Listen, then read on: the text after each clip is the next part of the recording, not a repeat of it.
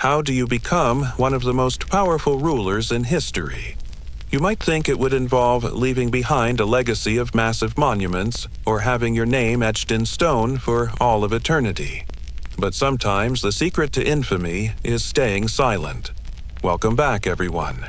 Today, we're talking about some of ancient Egypt's most famous pharaohs who, despite their best efforts, have been largely forgotten over time. It's me, and let's get into it. Ancient Egyptian history is full of big personalities and equally big egos. There are some rulers whose names are synonymous with the ancient Egyptian empire, from the female pharaoh Cleopatra to the boy King Tutankhamun. But there were also some rulers who preferred to stay out of the spotlight. Let's meet three of ancient Egypt's most surprisingly silent pharaohs. We tend to remember the more notorious rulers from history. So, where does this leave these forgotten pharaohs? Well, their stories didn't necessarily lack excitement. Take, for instance, the first ruler on our list, Unas. He came to power around 2278 BC after his father's death. His father, Teets, had seized control of Egypt and established the 6th dynasty. But it was Unas who would go on to unite Egypt proper and establish the Middle Kingdom. Although Unas is remembered for his military prowess, he has another claim to fame. He was the first king of Egypt to have his pyramid built on the Giza Plateau. This means that Unas is also the first ruler on our list whose accomplishments may have been lost to history if it weren't for one tiny detail. Unas had one son, a boy who would later take the throne as King Teti. But before he inherited the title of pharaoh, young Teti had an accident, one that every parent dreads. In the course of his day, Teti fell into a deep hole and died. Or at least that's what the inscription on his father's pyramid says. The discovery of this pyramid and its inscription is what gave us our first glimpse into the life of Pharaoh Unas. Without this accidental death story, it's unlikely that Egyptologists would ever have connected the two rulers. So it seems that in order to be remembered, sometimes it helps to have an unfortunate family tragedy. Next up on our list of forgotten pharaohs is a man named Peep II. He ruled from about 2281 to 2253 BC, and is primarily known for expanding the borders of Egypt and restoring order to the kingdom after a time of political upheaval.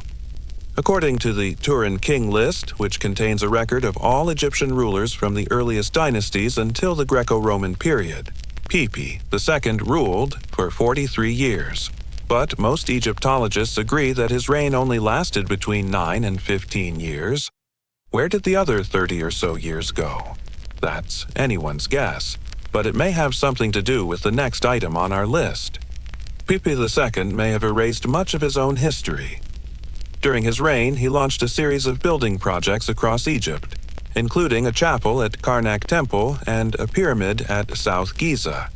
But he also erased some records of his predecessors, notably by defacing a monument that commemorated his predecessors' accomplishments. This practice of erasing previous rulers' names and replacing them with your own is a common way for new leaders to make a statement and cement their legacy. It's not always successful, however. Despite his best efforts to rewrite history, many of Peep II's accomplishments have been forgotten over time. Many of the monuments he built have fallen into disrepair, and there are only a few surviving references to him in contemporary documents. Now, for the final forgotten pharaoh on our list, someone who went to great lengths to ensure his memory would live on, but who may have inadvertently done just the opposite. His name was Thutmose III.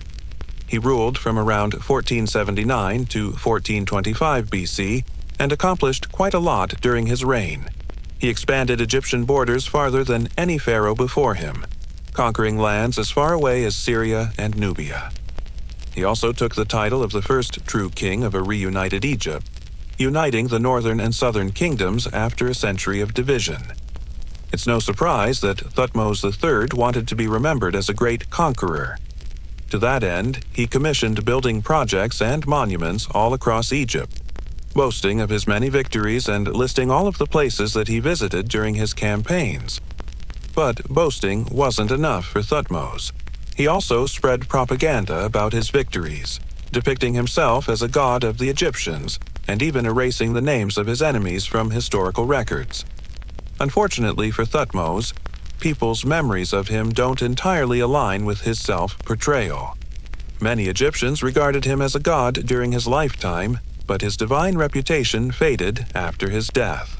Most Egyptologists today believe that while he certainly accomplished a lot, many of his accomplishments were exaggerated in propaganda. Ultimately, Thutmose III may have succeeded in boosting his own legend, but he didn't manage to turn himself into a god in the way that he envisioned. Thanks for watching. See you next time.